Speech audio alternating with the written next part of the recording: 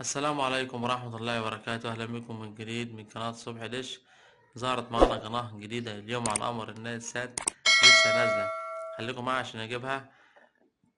القناة اسمها الجمهورية، لسه نازلة جديد على تردد جديد. خليكم معايا عشان أجيبها. أتمنى تشترك معايا في القناة وتفعل الجرس عشان يوصلنا كل جديد. نخش أول حاجة على التركيب، وبننزل 3 واحدة على قائمة الترددات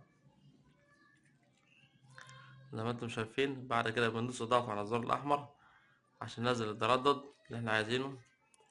التردد هيكون 11 900، 11 900. معدل الترميز 27500. هنخليها عمودي أو حرف V. هنحفظ التردد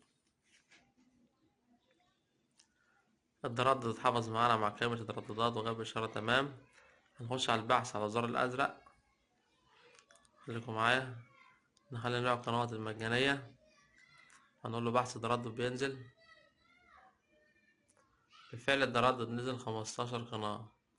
التردد نزل 15، وهندوس حفظ ونطلع خروج عشان نشوف شكل القناة. يلا لو انت اول مرة تشوفني على اليوتيوب، يلا اشترك وفعل الجرس عشان يوصلك كل جديد. نجيب قائمة القنوات. هنروح سريعا كده في اخر القنوات عشان نجيب القناة. خليكم معايا. القناة بتنزل في اخر القنوات.